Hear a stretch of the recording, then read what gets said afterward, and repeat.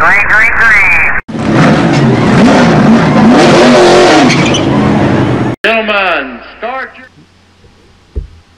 Welcome to the Jack Dodsons Racing Insider News. We got Jack Dodson, Joe Staples, legendary myself, Scott Allen. Legendary myself. He set that up. Just come to me. It was a great race this weekend. We got a two-time winner over here. Yeah. Oh, yes. Just barely. Damn debris caution got me. I don't think we was going for the win. The wall got me. The pit stops. Kevin had a horrible night in pit road. Well, actually, I was listening to him on the scanner, and their pit stops were good. It's just their pit selection sucked, and they just kept losing a bunch of spots. Yep. So yeah, but it was a fun race. I mean, it was fun to watch. It was a good race. I love the paint schemes that most everybody had. That had to be the neatest thing. Then to see some of those crews wearing the old stuff. Yeah. Wood Brother, that was awesome. Yeah. That was cool. I mean, even the logos for the racetrack were some of the old style made. And they even painted the press box, the old Darlington way, the way that was back in the old days. And Richard Childress changed all his insignias for that race. The RCR, back to the old RCR days, you know, when they first got started. And it was really cool to see those cars out there. I really loved it. I thought it was... I didn't like seeing Kansas hit the wall because I knew I was going to have to listen to Joe Staples. But other than that, and yes, Clayton, I know you're watching, or I hope you're watching. Yes, you beat me too. I finished last, so I get to pick first this week. So, but what can I say? You know, Joe Staples won again. That's 2 for him. I know, man, 2, and I guess you're 2 too, right? No, I got 1. No, you finished last twice, right? Oh, I finished last twice, yeah. I won 1. I finished last twice. Don't even go there, man. See, you just started. I got something like at Harvick. I'll just finish those second place finishes. All right, but let's talk about the big news at Langley Speedway this weekend. I know, that's huge. Next week we're going to have... Buck Royce, whatever his name is. Yeah, Bucko's going to be on the show. He's in charge of the Denny Hamlin Showdown. But they announced the Denny Hamlin Showdown, I guess for 2 years. That'll be a question we'll have for Buck. It is. At Langley Speedway. Then it returns back to South Boston. And they say Southside is back in the mix again, too. Oh, really? So, but I don't know how that's going to work out. I don't know about that. I heard. No, that's what they said today on one of the websites. That it's 2 years in Langley, 1 back at South Boston, and they say Southside is back in the hunt again, but they don't know how that's going to work out. They don't know. Somebody told me there was a little bit of bad feelings when they left there. Somebody got a little greedy, but that's just what I heard. I don't know, but it's still exciting for Langley Speedway. Right. Big news for Langley to be at. I mean, Thursday before going up to Richmond. Being at Richmond, I mean, it's huge for the racetrack. I mean, I'm excited about it, and it's 6 months away. Yeah, I can't wait. And then we got some. Well, Brian has got some good ideas, and we're sort of involved with that deal. I can't really say, but he's got some really cool ideas about Denny Hamlin Showdown and some promotional stuff and Williamson stuff. We're going to Victory Lane. It's going to be really cool, but that'll be way later. But we'll have Buck on next week. We'll talk about the Denny Hamlin Foundation. That's really good. And the showdown. I just hope they get a little more draw of some Cup drivers because last year they only got 3. That's right. Yeah, I didn't think about that. Yeah. Kyle didn't come because he was hurt. Matt Kenseth was supposed to come and then ended up not showing up. And I think his son was supposed to come up and didn't or something. I can't remember. The other 2 were David Reagan and the 38 car. Gilliland, David Gilliland. But it's still a big deal. But you pulled a lot of the Xfinity guys. They came in. Yeah, I don't know. Some truck guys were there. Oh yeah, well. Then you had a whole load of the best late model drivers from around. They come in every year for this race, and it's a big deal. I mean, that's another big thing right there for Langley because they're gonna have the showdown. And then you have the Hampton Heat. April 21st? Yes. Yeah. Yep. So that's going to be a big deal. 2016. Yeah, gonna be a real big deal. 2016, April 1st, 2016. It's going to be a big deal. We will probably definitely be there. Oh, yeah. And I missed the races at Langley this weekend. I'm sorry, but other things came into play. So No, it was a great race. The modified race was. And it was funny. I was talking to Jeremy after qualifying, and he was telling me that they were. He's like, one, there's probably not going to be that many cautions. One, we're all going to take it easy because the tires were punching 26 after qualifying. They were like 30 something before qualifying, and once they scuffed them after qualifying, they were punching 26. He's like, so nobody's going to run hard. And I talked to George, and he confirmed this after the race. He said he ran like 70% all race because he said they had that good of a car. And I really thought when he took off out front, I said he's going to burn his stuff up. And these guys, 5th on back, 5th to 10th are going to be the ones to watch because they're going to come to front. But they had quite a few. I don't say quite a few, but they had a few cautions there. There's probably 6 cautions or something. I think that's right. And the outside lane just killed Jeremy and it killed Frank out there. Yeah. And I found out, this is straight from the horse's mouth of Chris Fleming's now. He said the reason they don't have the halfway break anymore. I said, y'all had a break? He said, no. He said, no, Frank quit driving, so they did away with the halfway break. And he said, what are you doing? Y'all, we need to break. He said, well, Frank don't. The series said Frank don't run no more. He said, but he might get back in the car, and here we are. He needs a break. the old folks need breaks, man. But so Frank had his tongue hanging out of his mouth. No, I'm just kidding. Frank The old man did good. Yeah, he did. I will say that. He did good too because it wasn't. I don't remember what lap it was, but it was 20 laps or so. That last caution that came out, he restarted 4th and was on the outside and went all the way to the back and had to fight his way up. And then him and Jeremy met there a little bit in that caution, and Jeremy said he got a little. He was a little impatient, but it was at that 20 laps to go. It's not where you're giving. You're not giving it. You're taking. You're not giving anymore. So that was just a racing deal, and I know Jeremy was really excited. He thought his car was going to be really good on the long run. In his practice earlier in the day, he was a couple of tenths off on the beginning run of a tire run, but in the end, like Frank, he turned the fastest time in practice, and he ran a 15.1, and then in 20 laps he had fell off to a 15.9, and Jeremy was running 15.3s mostly, and then after 20 laps he was running 15.6s and some 15.7s. I really thought Jeremy was really excited and thought he had a car that in the long run he was going to be able to come up front, but he got up there and caution come out and he'd be in the outside lane and they'd go back and he'd fight their way, him and Frank, they'd fight their way back up there. And then you gotta give it to which the Myers, what's their names?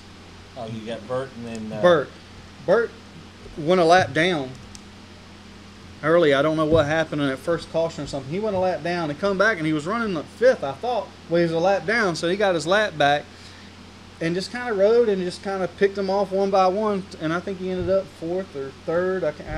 I don't exactly remember where he ended up, but he come from a lap down. sounds like a good race. Mm-hmm. I hated I missed it because I really wanted to meet Chris Fleming. Yeah. There ain't but one of those, and I really wanted to meet. You're right about that. The last 3 or 4 years, it's been exciting for me for, getting involved in arena racing, now being involved in Langley. Because, the best time that I had was Saturday night because one of my heroes is Chris Fleming. And to sit there and talk with him about his first grandkid coming was awesome as all get out. I would never, ever thought in a million years that I'd get an opportunity like that. Yeah. So, and Frank was awesome as well, too, and Jeremy, too. So they were all great. It was great to meet them. It's so funny to see the personalities of Chris and Frank. I mean, they are so far from each other. It's funny, Frank is so laid back and so quiet. You almost got to pull information out of him, and Chris just kind of spills it. Yeah. But it was great fun to watch those guys and meet them, and they were very personable, and we appreciate them coming on the show, and it was fun. there was something else. Oh, and then Saturday night, the Jack Dodson show, and I forget the other guy. I'm sorry for that. We shot like 80 plus shirts into the stands. I mean, you would have thought I was Elvis down there throwing shirts out. I mean, I had people come up to me and were like, "How much are the shirts?" I'm like, "They're not for sale. We're shooting them." It must have been 50 people's birthday. It's my birthday. Can I get a shirt? This is my first time at the racetrack. Can I get a shirt? I mean, a couple of them couldn't hardly stand up. Right. Birthdays seem to show up at the last minute. I mean, and I tell you, the funny, I had these two little girls that stood there the whole time. They were like, "Can we please have a shirt?" I'm like, I can't just, because I give you one, I got to give every other kid, And then one girl, she's like, "You can drop one on the ground and I'll pick it up and nobody will ever know." And then she's like, "I'll give you $5. I said, "The shirt ain't even worth $5. She's like, "Yeah, but I want it." So I said, "I'll try to throw you one," which I did. I ended up, she's like, "I'm going to be right here on this stand right here, okay?" So I ended up throwing both of them, and they both got a shirt. Afterwards, she's like, "Thank you. I'm going to go get my $5. I said, "No, I don't want your $5. No. I say I'm going to do something. I'm like, "No, I'm not. Yeah. That's really cool. It was nice that she wanted to stand behind what she said, but I didn't want her money. Right. But it was so funny. But it's amazing how far people will go to get something free. It could have been a 10-cent logo. Well, even the little Zim's bands that you gave out, that got a big thing. And Danny Millard, we appreciate it. Joe and I made sure you got it. I know my wife. Look, my wife the next morning. She's like, "What is this? What is this band? I mean, what is he talking about? Why do you say you love this guy?" I said because that's Danny. I said we have the same sense of humor. I was like, you don't get it? And she's like, I don't know. What are you talking about? I was like, well, last week he thanked Jack and Joe for the show and didn't mention me. And as soon as I seen it, I just busted out laughing because I knew he was messing with me. I said, I knew nobody else would get it, but me and him did, and I just started laughing. Well, I got it when he said it. I thought it was kind of funny, so I didn't say a whole lot. But we did. Joe and I really sit down and worked hard to get you that. Look, and Mark Roberts said when I was giving him out, and he said, "Look, don't give Danny Millard one because he's going to put it up here on his arm and start doing this." I said, "No, he's too fat for that. You can tell he ain't on the needle because he's too chunky." Although it might be diabetes, so maybe he does do that. That could be. I'm completely lost in that conversation. But I got him agreed to come on the show. I told him we would do one show with like him, his brother, and his son-in-law. Well, it's not his son-in-law. That's his niece. Oh, his husband. Okay. Jordan Wood. They're all crazy. I mean, all of them together don't have a full deck. But it would be. I mean, you probably feel like you break your ribs after the show because you laugh so hard. All right. Well, one more thing before we move to our first guest. You got to call him, or if he's gonna call you? No, he's calling us at 7:15. It was announced, and the thing came out about Brandon Gondovic going over to drive the Euro car, the Euro NASCAR in Spain. He was asked to do that. That's a big deal. Yeah. So it was really, I saw the list, and he's the only one from the United States in the field. Is that right? So I saw the entry list, and that's got to be a big deal for him to be over there. Yeah, to be asked to do that. I mean, I don't know why they didn't ask me. Well, we know why. We know why that. That's a whole other story. So y'all know something I don't know. Huh? I can't even believe you even said that out loud. You can think it, but don't say it. Why does nobody? Yeah, but it ain't no fun when you just think it. But back to the races at Darlington. The Gibbs boys won both races again this week. Hamlin on Saturday, Edwards on Sunday. And Edwards come from 2 laps down. Yes.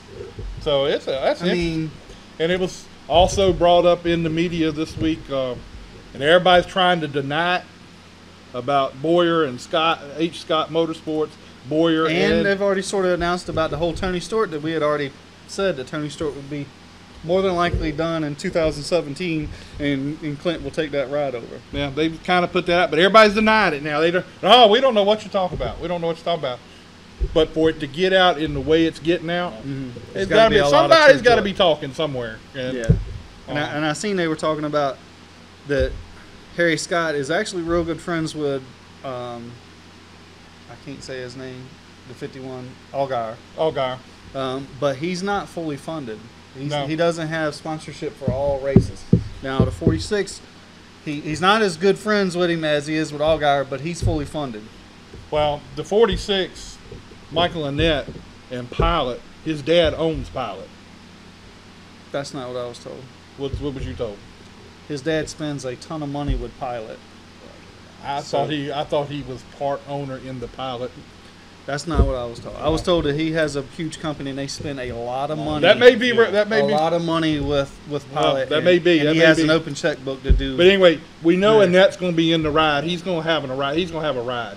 He's the only guy I know of that can move around where he wants to because he takes the money with him. Right. But I mean, Allgaier's got money. He probably don't have the same amount of money. well, Rick Brandt is in with Allgaier. They say there's not going to be a third team, so there will definitely will not be a third team there.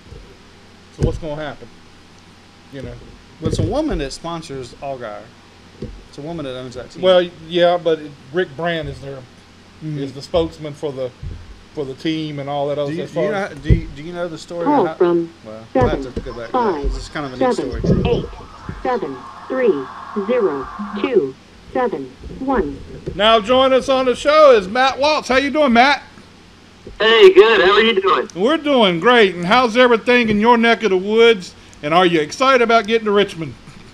Oh, I'm pretty good. Yeah, just been busy. Just got back from Charlotte today. Actually, was down there yesterday and today, and definitely excited about this opportunity on Friday and get my first Xfinity series start.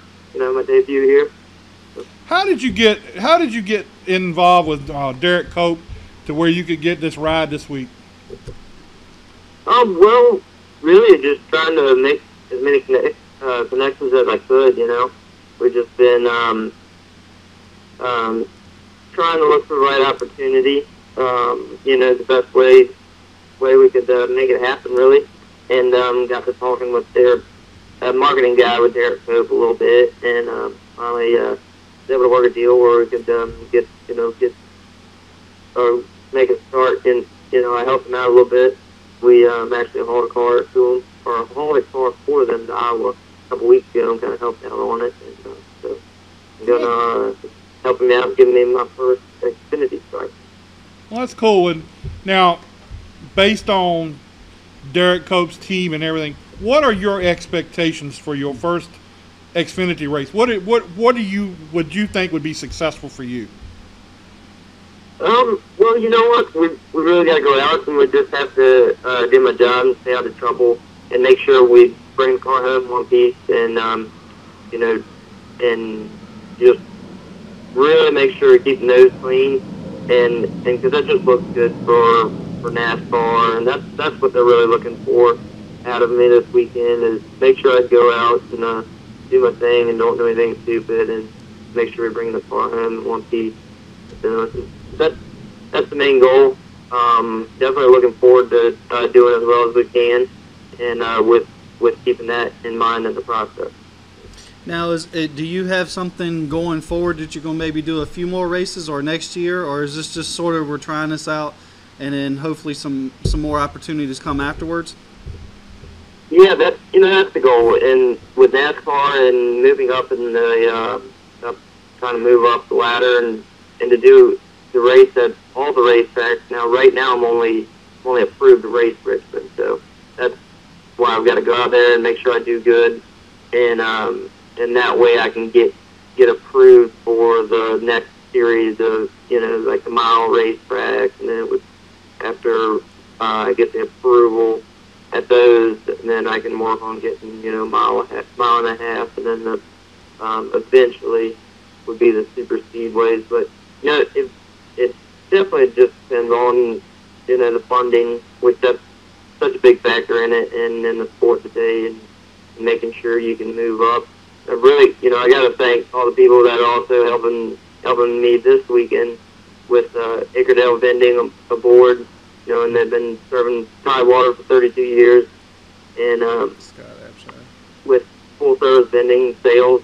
Also got to thank Radley Automotive Group out of Fredericksburg, Virginia.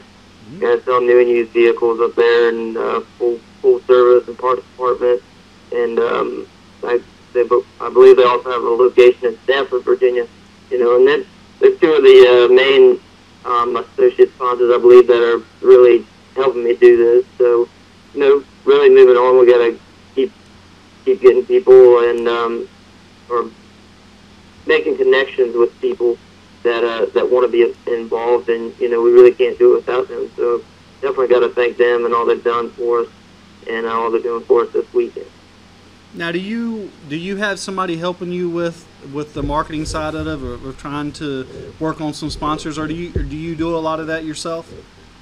Yeah, I do have somebody that helps me do that. Because it's so much with me trying to work on my late model stuff at the same time. We've been running a full season.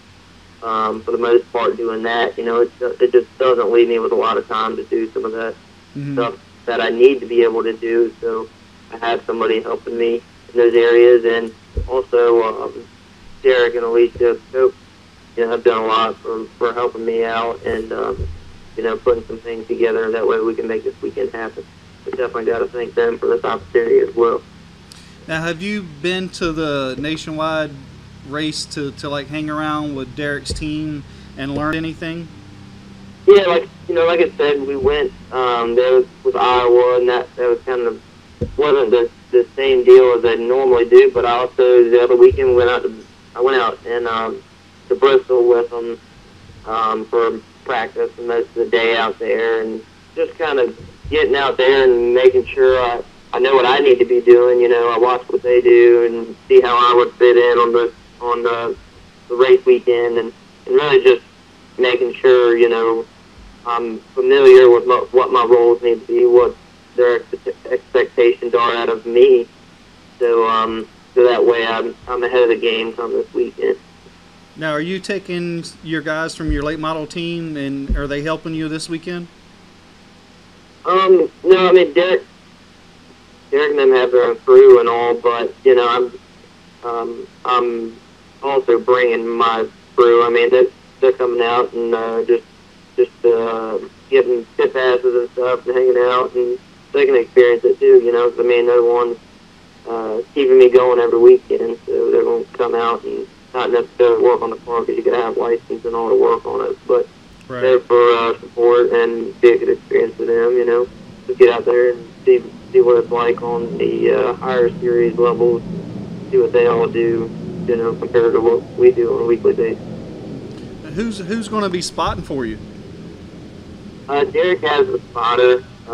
It's the one he typically uses, and they're going to be spotting. I'm also bringing my younger brother Daniel that always spots for me. So just really so he can listen in.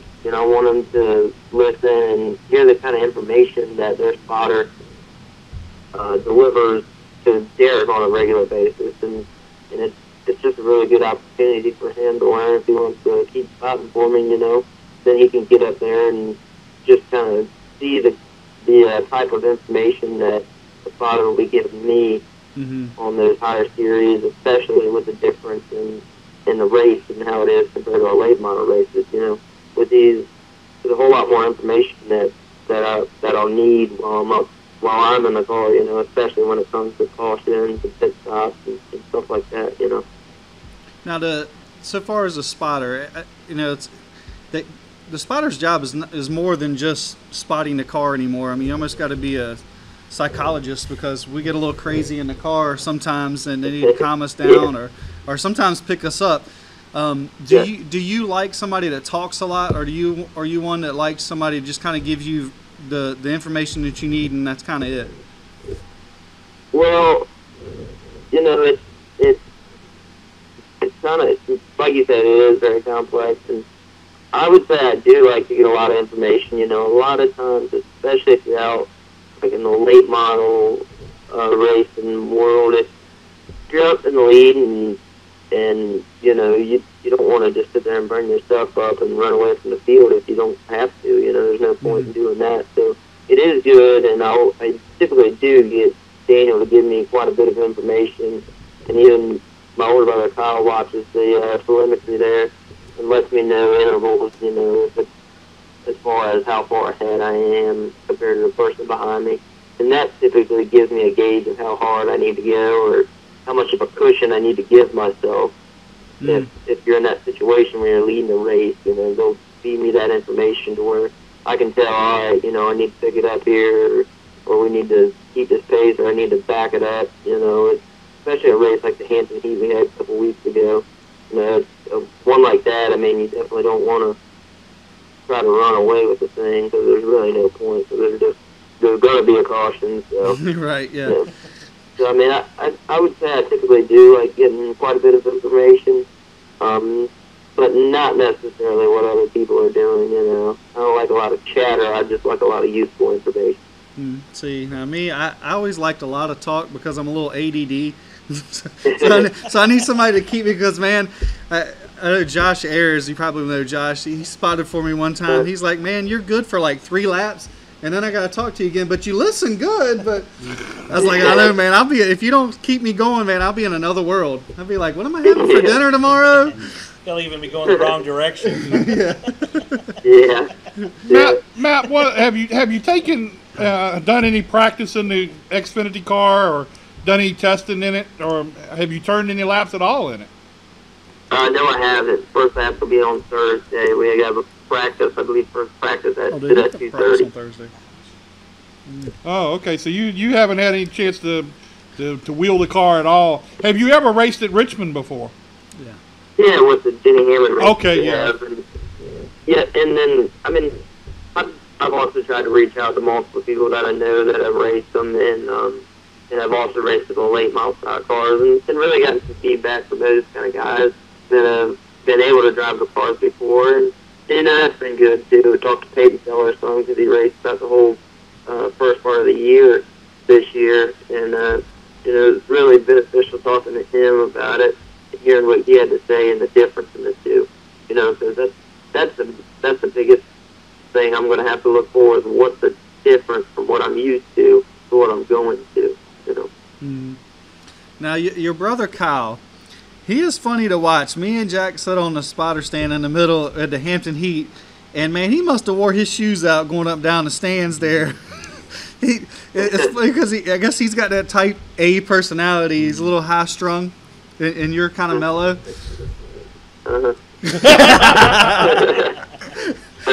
I could just imagine him on the radio. I guess he was watching the telemetry there on his phone. You know, of course, never really gotten to watch him or nothing. Oh yeah, I mean, he had his tablet there, and every caution he was running down. He was running down talking to somebody. Come back up, man. We just laughed. It's probably talking to the official. Oh well, I was trying to give him. I was trying to give him an out. We wasn't going to say that. We knew who he was talking to. Yeah, Shane Laws maybe. Yeah. But it's, you know what? It's fun to watch the excitement and how passionate he is. I mean, I'm not saying that because it is fun, but it was very entertaining to watch him and especially when you guys do well and you know all you guys probably compliment each other very well. Yeah. We always think we work well as a team, you know, and it's proven that, especially after last year when it's 12 out of 22 of them there at Langley. You know, we got to have a good relationship at the racetrack, you know, between all of us. You know, me, Kyle, Daniel, and the rest of the crew, and have definitely got a good thing going there. So who as another driver in any series has sort of helped you the most? You know, lately hasn't been, you know, too many others. I mean, Buddy Malish, when I first got going, really helped me my first year or so, and kind of helping me out get going. But I mean, other than that, you know, I can't really say there's been anybody that really mentored me or I really followed after. You know. I got you. Yeah. Well, Well, Matt, we appreciate you spending some time with us tonight. We're going to see you up in Richmond. We're going to see you at Richmond. Scott will be there Friday. I'll be up there Thursday, but we'll see you up there. And I'll come hang out with you for a few minutes and see how you're doing. Yeah. Okay, cool. Yeah, that sounds good. I look forward to seeing you guys. I definitely appreciate y'all having me on here tonight, and y'all enjoy the rest of your show.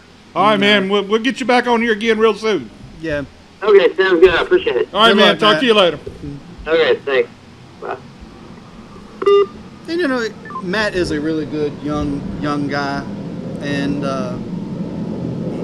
I think he'll do a good job. I mean, I know the team is not a huge expectations team, but he'll gain a lot of experience. And it sounds like he's trying to take some small steps to get approved. Well, he knows what he has to do to go to the next step. Right. And that was one thing I was going to ask him. We were the conversation was going a little another direction. Is it wasn't that long ago when Stacy Compton. It always comes to mind. You didn't really have to get approved when Stacy started. Stacy, and I give it. Stacy owned a bunch of commercial or a bunch of real estate, and he hawked it all for 2 races at Martinsville in a Cup car. Ouch. And his first he qualified 12th in his own car, his own team, and qualified 12th, which he has a lot of laps around, and qualified 12th. And that gave him so much recognition, where today you can't do that. No, you can't just jump in the car anymore. He had run late model and was very successful, and like I said, bought a Cup car and had enough money to do 2 races, and he did them both at Martinsville, and did well enough that they got him a ride in a career. Right. All right, we're going to call George Bruno's the winner of the Southern Modified race at Langley Speedway. Oops.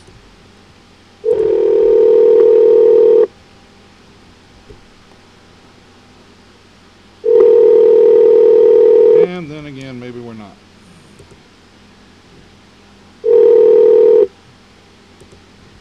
Hello? Hello, Mr. Brunnhoezel. How you doing? Good. How are you? All right, this is Jack Dodson with Jack Dodson's Racing Insider News. Got Scott Allen and Joe Staples here. Sir. Glad to have you on tonight.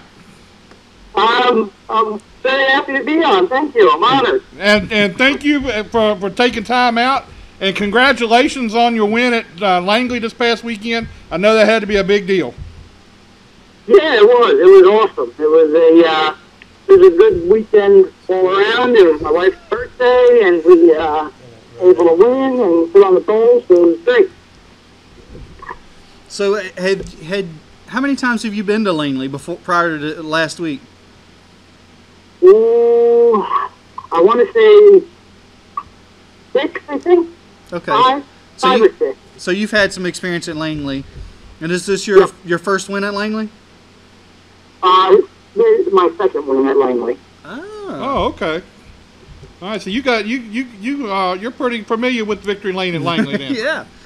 Yeah, we've actually been really good there the past couple of years, and won, and then been in contention in the other couple of races, but had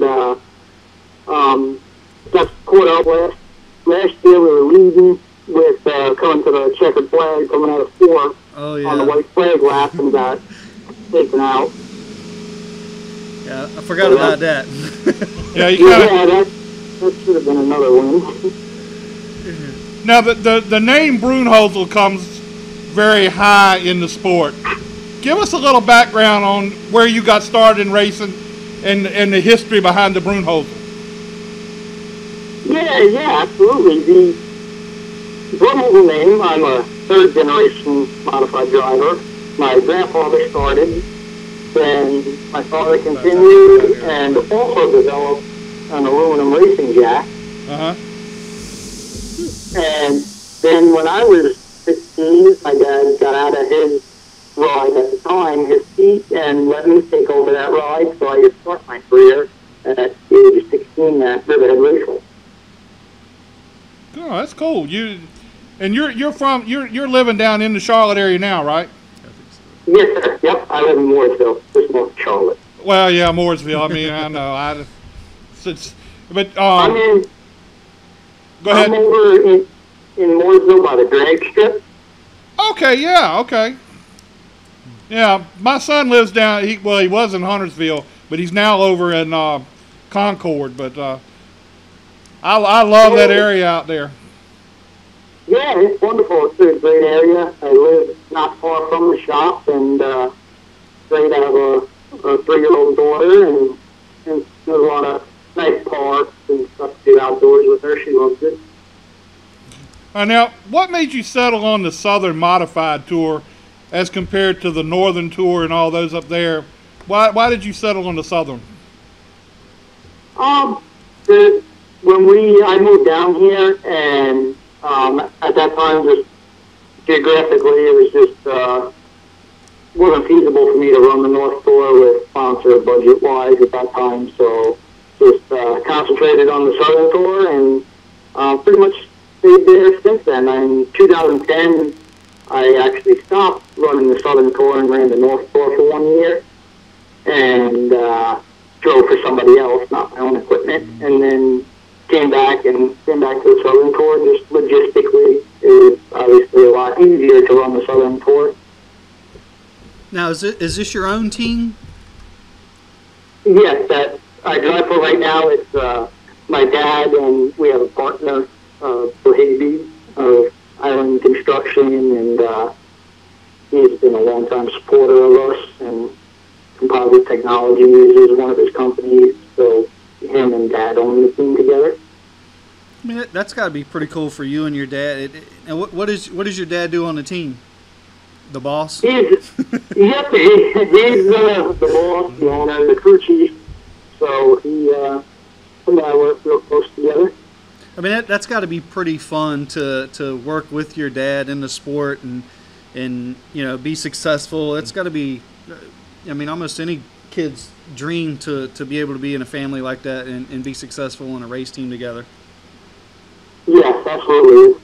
It's great that I'm very fortunate and very lucky and blessed to be able to do what I love, and then to be able to do it with my father and the rest of my family. I get to bring my wife and daughter along to all the races, and just the whole family comes. It's wonderful. So do you have plans to move up, or are you happy doing what you're doing?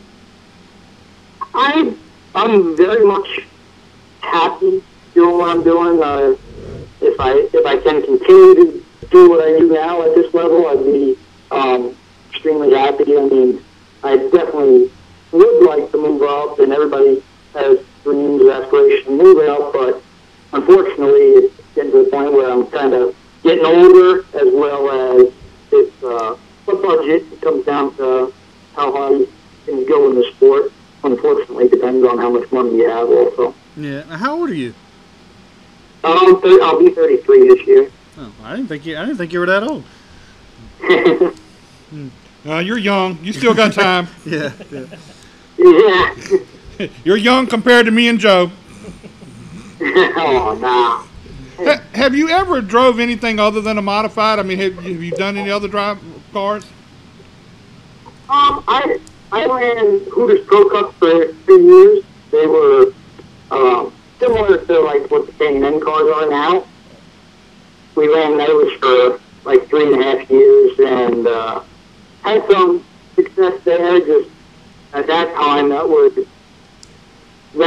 the training grounds for the Cup teams, where K&N is now. So you had at that time Michael Waltrip, Joe Gibbs, Dale Jr. all had teams in that organization. So it was very, very competitive, but we had some success, and that was basically my only full body car experiences. Okay, I kind of remember. I thought you had run something else. My son started out in the Hooters Pro Cup Series as a crew member for Woody Howard and Travis Miller. Okay, yeah, yep. I ran when Woody was driving. He was at that time, I think he was driving for Dean. Yeah, Jim Dean. Yep, that's when we were racing as well. Okay, I thought I remembered that, but I wasn't sure. That's the reason why I asked the question, because I wasn't really sure. That's the reason he said he was old. He has a hard time remembering things. So what's your favorite racetrack that's on the tour? My actual favorite racetrack is unfortunately one that's not on the course schedule anymore. Concord Motorsports Park. That's my favorite track, and we're actually getting to go back there this year with the North South Shootout, so that's something I'm really looking forward to. But as for the ones that are actually on the schedule this year, I've had a lot of success at Caraway, so that's a good track for me, as well as South Boston. Those are probably two of my favorite tracks. Now, what's it like racing on in the Southern Modified Series against them Fleming boys? We somehow we've gotten to know them a little bit the last couple weeks, and them two guys are something else, aren't they? Who's that? I'm sorry. The Flemings Flemings brothers. Oh, the Flemings. Oh, yeah. They're a lot of fun. Are you talking about Chris, or are you talking about... It's got to be Chris. Yeah. Chris and Frank, I've actually known them for a long time since I first moved down here. And Frank helped me out in one of my very first races almost 15 years ago now. Is that right? And, yeah, kind of been pretty friends ever since then. Yeah, they're super nice guys, but man, they are so completely opposite of one another. Very much opposite, yes, sir. Now, you've ran at Bowman Gray, and I wanted to get to Bowman Gray this year, something terrible. What's it like racing at Bowman Gray with the Myers brothers and the Flemings, all those guys? Yeah, I mean, we've raced Bowman Gray really just for the tour shows. The weekly racing, I've actually only run one race at Bowman Gray with the weekly car. Is that because it's kind of scary to be there on the weekly? I hear that's a lot of fun down on the weekly series. The weekly series, it's definitely, I've gone there more often than I've raced to sit and watch. It's a good show to watch. It's hard to take your equipment there. I mean, there's obviously a lot of stuff that gets torn up for a lot of times and not a good reason. So it's hard to take your equipment there, but it's an amazing show to watch.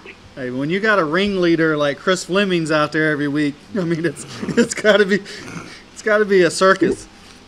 The showstopper. That's right. That right. So how does the rest of the season look for you? Give us a little, how you feel the rest of the season is going to be. How many races you got left? We have 3 point races left. We go to South Boston, then Hickory, and then we finally have the season finale at Charlotte, the quarter-mile track. Yeah. I've actually been fortunate enough, I've won at all 3 of those tracks, so really looking forward to these next 3 races. Like I said earlier, South Boston is one of my favorite tracks, so hoping to go there and hopefully get back to Victory Lane. We won there once before, and earlier this year had a good car there, but got caught up in an early wreck, so didn't get to show what we had. So where are you at in the points?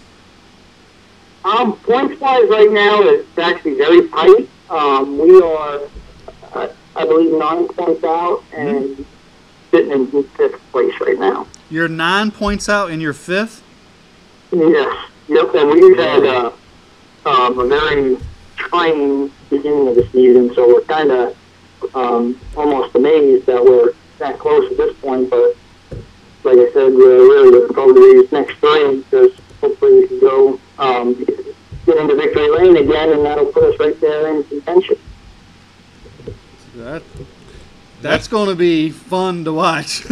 I mean, 5 points in your, or 9 points in your 5th. Yep. That's a battle. Yeah, I believe the first 3 guys are only 2 or 3 points apart. So it's pretty tight, so it should be a really good race right up to the finish. Wow, that is pretty tight. Well, George, we appreciate you spending a little time with us tonight. I know you got a lot going on, and we appreciate you coming on the show. You got anybody you'd like to thank or anything? We'd like for you to go ahead and do that now, and we'll try to get you back on real soon. Yeah, absolutely. Thank you. I appreciate you having me on. It was I'd love to do it anytime, and I got to thank my supporters and sponsors, Dunleavy's Truck and Trailer Repair, Composite Technology, Oval Speed Unlimited, Robert Yates Race Engines. I mean, all the guys that do it week in and week out with me. My pit crew is amazing. This past weekend, the fans at Langley and the support we had there, beautiful track and great hospitality every time we're there, so that's thank them. And like I said, hopefully we could win some more races and get back on the show. All right, well, we hope you do, and good luck in trying to get that championship, and we're pulling for you. Hope you get there. We'll definitely keep watch on it. All right, great. Well, I appreciate it. Thank you. All right, thank you. We appreciate your time tonight. All right, thanks. Bye. Dude, he ain't kidding. You got Jason Myers, 308. Andy Seiss, 307, second place. Burt Myers, 307. Kyle Ebersol, 303. And George at 299. 9 points in the top 5. Frank's a few still is not that far out. I mean, honestly, Frank still has a legitimate shot at it. So you're really looking at the top 6 have a shot at the championship. Well, Jeez. I mean, really, I mean, you could probably go back to 7th. I'd say 7th, 282. I mean, that's really not that much points, but still 9 points in the top 5. That's gonna be an interesting championship race towards the end. And I mean, all these guys are tough. Andy Seiss, I didn't get a chance to talk to him. I mean, he's a tough modified racer. Obviously, the Myers. George won this weekend. They kind of closed the gap there. Man, this was George's second win this year. Andy Seiss has got 2, and Bert's got 1. And Jason up there doesn't have any wins, but he's got 4 top 5s and 8 top 10s, more than anybody else except the top 5s. 5 his brother's got 5. So consistency is keeping Jason up there. But man, hopefully we get to Charlotte, and I hope so. I hope we get there and see that. We can watch that, because that's before the 500. Yeah. I guess I don't know. That's probably Thursday before the week. Yeah, I think so. So are they running? They run it on pole night. Do they? Yeah, they run it. But they're running it on the front Small stretch, track, right? Yeah. Man, and that's gonna be the end. So that would be super exciting. Yeah. And then maybe we can make some connections, get somebody there to come on the show the following week. Cool. That would be championship. Maddie calling up? No, we gotta call her. You got her number? I don't have her number. Yeah. Miss Maddie Ryan. Oh. You gotta dial it. Huh? You gotta dial it. Oh. Thank you. Give me a minute here. Yeah. Apple One. You got a rotary dial phone? Here we go again. Here we go. See how going like this? Go ahead. 757. Come on. 735. Oh, I probably don't want to give her phone number out to everybody out there.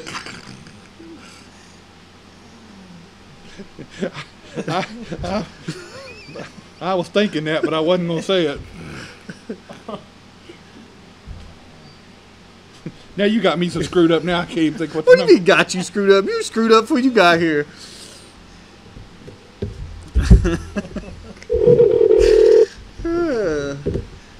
Let me put up Miss Maddie up here. Screwed up. Can you believe he said you got him screwed up? Hello. It's time to get up and talk to us on the phone. Do what? It's time to get up and talk to us on the phone. Get up and talk back on the phone.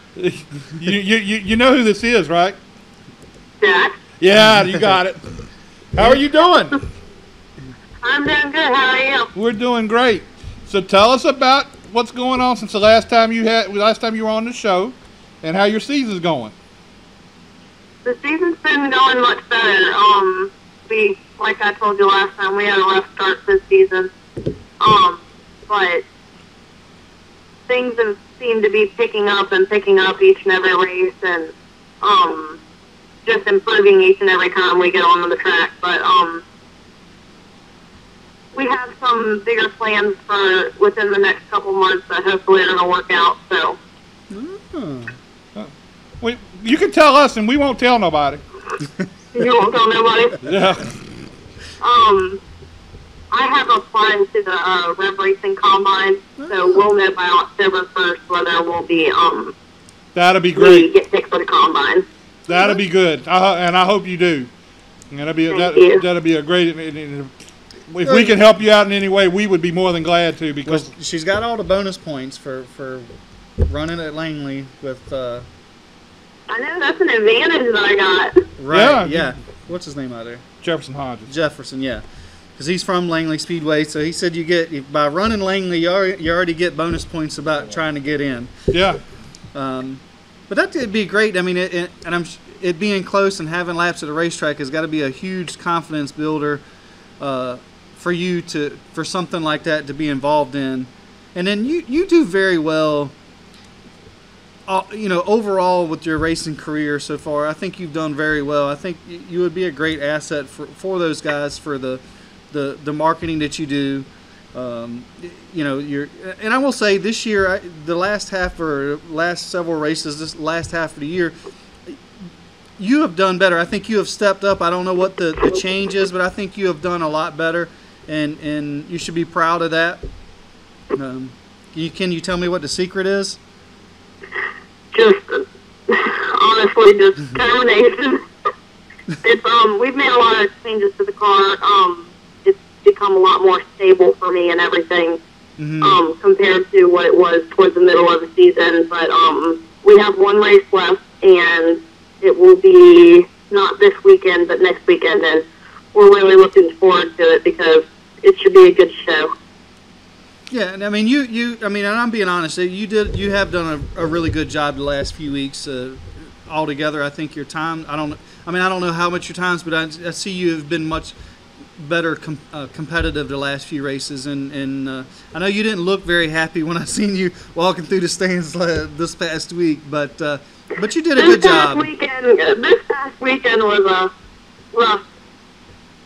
rough week for us because we had such an amazing car, and towards the end of the race, I mean, we were time-wise the fastest car on the track, but just due to restarts and everything else and other drivers, it just kind of all didn't work out very well for me in my hand, but we ended up with a 5th place finish, so it wasn't too bad. No, I mean, I think that's something to be proud of and hang your hat on. Hey, I mean, you could have got a little further and gotten a wreck. I mean, you never know in the sport today. So, yeah, I mean, I'd be very proud of that. It was fun, definitely. It was a good weekend. So you need to tell Steve to get out there and work on that car and get it right. Tell him? Steve Bailey, he needs to get out there and work on that car.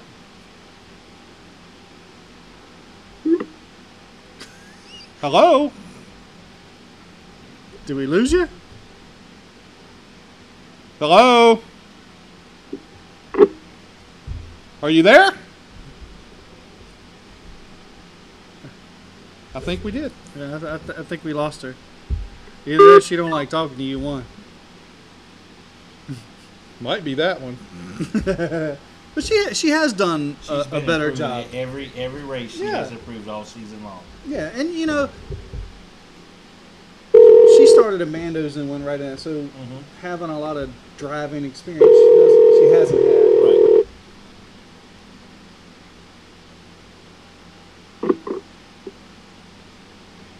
Hello? I'm not going to ask you any more questions if you're going to hang up on me. I didn't hang up on you. You hung up on me. We weren't hearing anything. We wasn't hearing anything, so we hung up and called you back. So what made you want to go with the ProSix series when you went from, you know, and this is a big jump, and to go from the Bandos to the ProSix series is a huge jump in any series, honestly. So what made it was a very, very, very big jump, and it took a lot of practice, let's just say that. I actually didn't know how to drive 4-speed. Like, I learned like 2 weeks before my first race. But it was a very big jump, but it was expense-wise and funding, it just made sense. It was the closest thing to a late model that we could run without throwing all our eggs in one basket. Our first year moving up into a full-size stock car. I would totally agree with that. I mean, I think the Pro 6 Series is a great economical series. It's a growing series. division, definitely. Absolutely. And I think some people don't realize that, you know, coming from the Bandos, going to the Pro 6, it's a huge jump. You know, the Bandos don't take a lot of, how can I say this, you know, ability per se compared to the Pro 6 Series. They don't.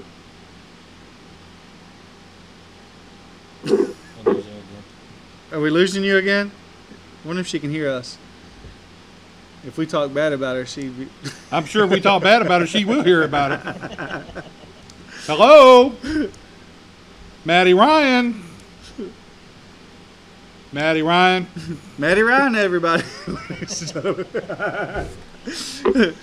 Are you there? I'm here. Oh. Sorry. Where you been hiding at? So what it... I can hear you. All right, well, we were talking trash about you.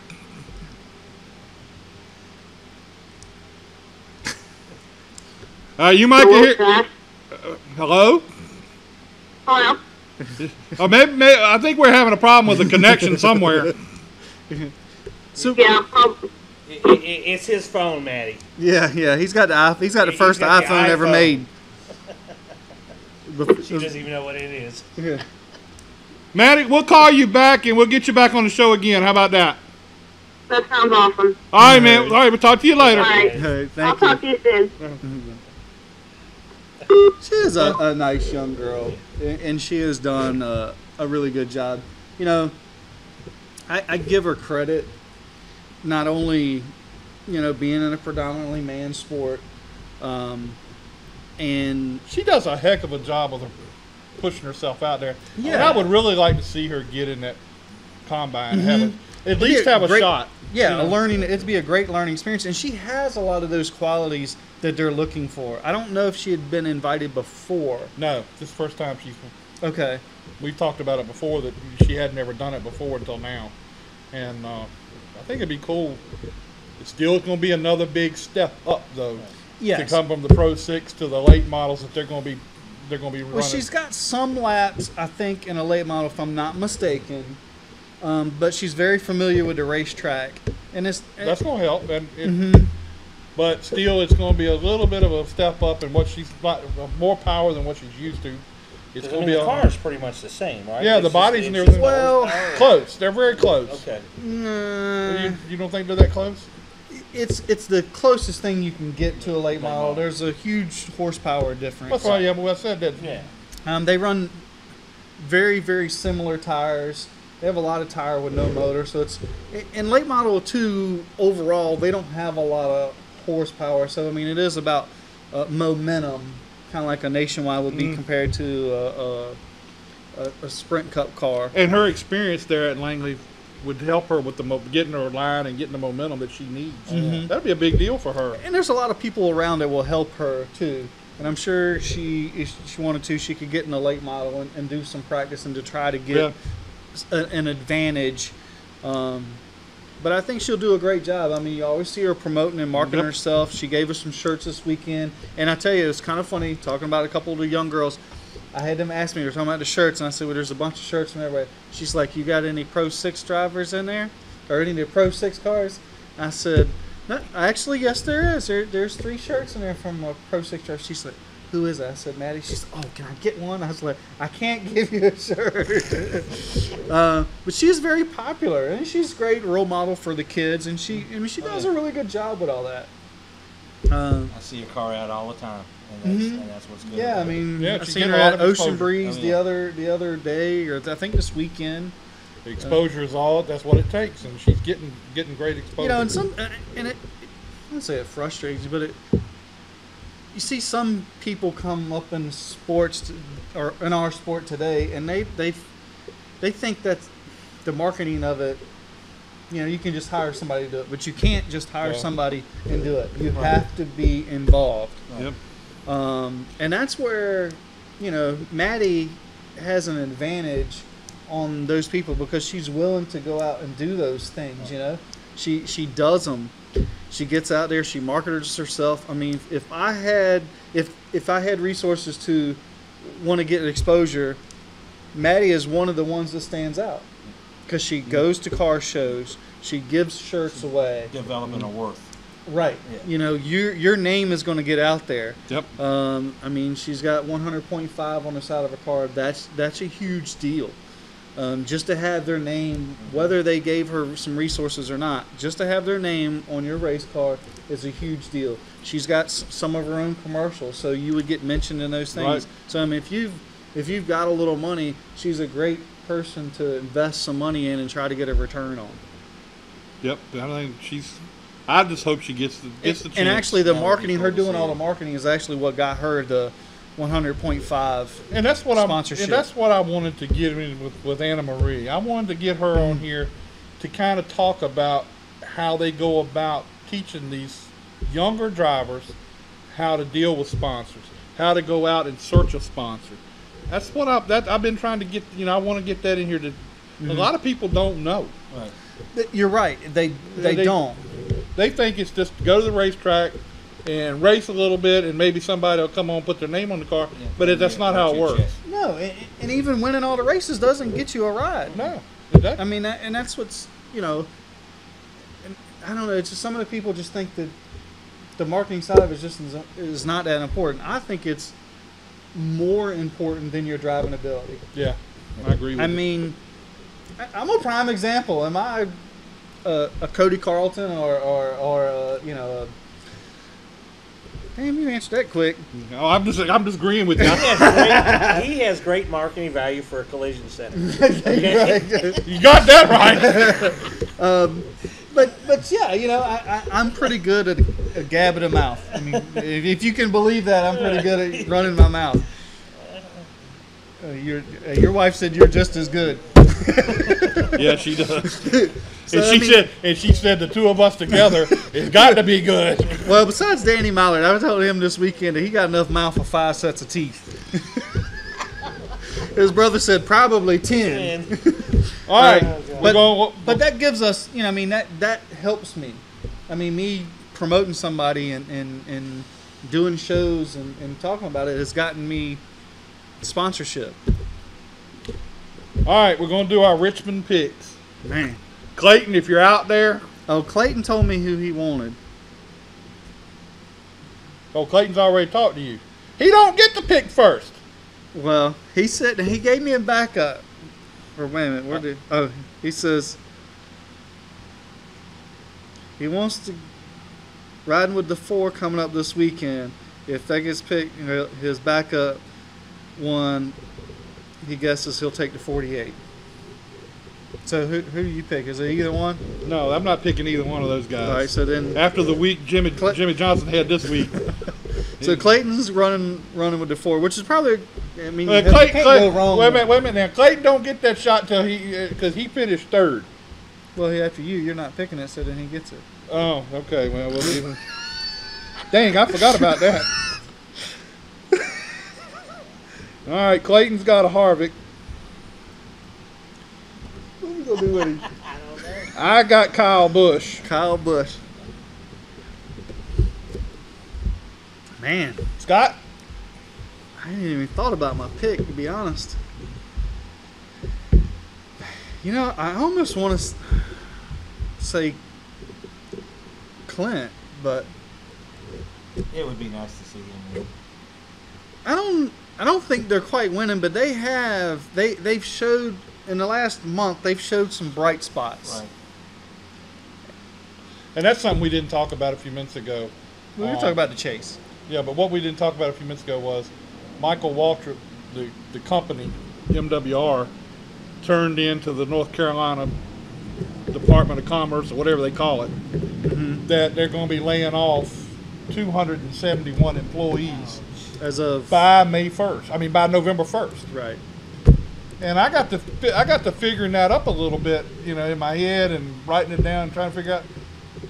Season's not over with on May 1st. No. I mean November 1st. I keep saying May 1st. November 1st. The season's not over.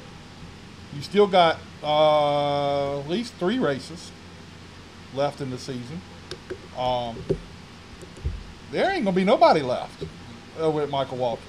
It's going to be very bare bones. And But you know, I mean, they're going to more than likely Clint will make the chase. yeah, well, that's a More good than possi- likely. You know what? I'm going to go with Bad Brad. Brad K. And I'm not even going to try to spell Keselowski because that's not even going to make it. All right, here's the 2-time winner, Joe Staples. First 2-time.